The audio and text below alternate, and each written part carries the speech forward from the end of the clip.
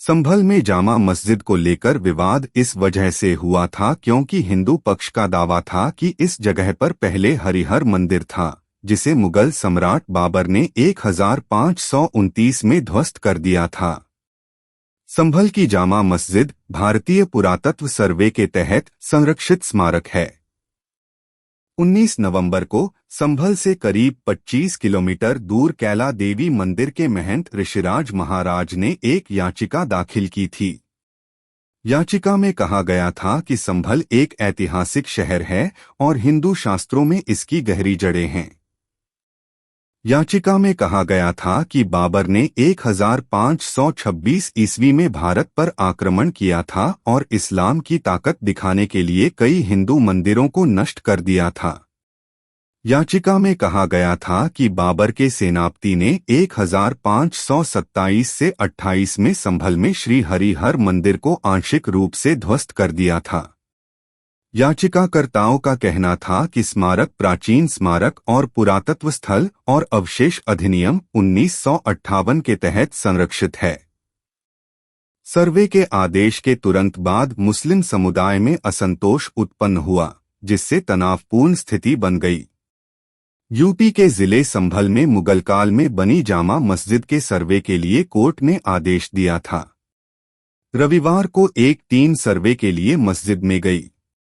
इसके बाद कोर्ट के आदेश का विरोध कर रहे प्रदर्शनकारियों ने पुलिस पर पथराव और आगजनी की। इसमें हुई फायरिंग के दौरान 4 लोगों की मौत हो गई। संभल की शाही जामा मस्जिद में सर्वे को लेकर हुए बवाल के बाद हालात तनावपूर्ण बने हुए हैं। इलाके में भारी पुलिस बल मौजूद है। एहतियात के तौर पर जिले में 24 घंटे के लिए इंटरनेट सेवा पर रोक लगा दी गई थी।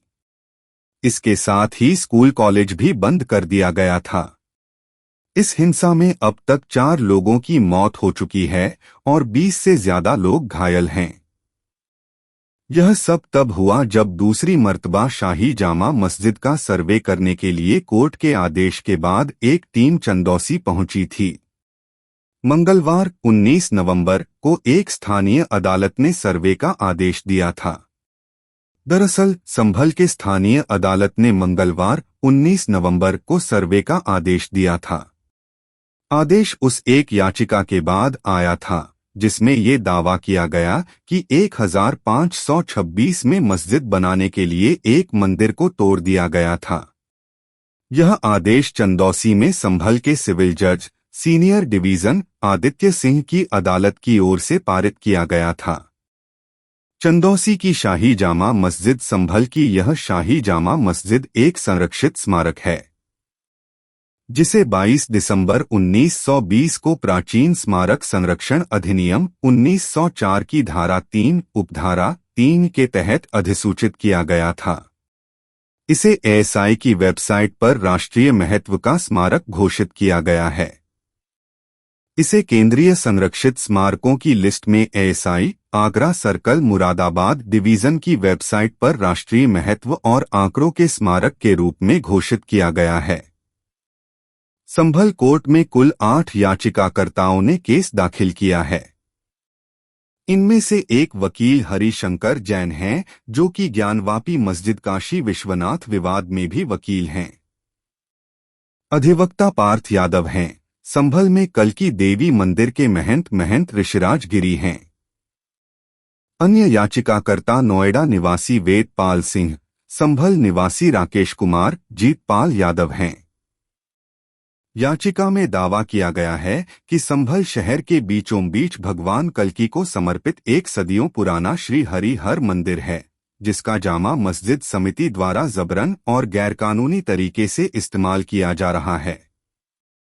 याचिका में कहा गया है कि संभल एक ऐतिहासिक शहर है और हिंदू शास्त्रों में इसकी गहरी जड़ें हैं, जिसके अनुसार यह एक पवित्र स्थल है जहां भविष्य में भगवान विष्णु के एक अवतार कल्की का आगमन होगा।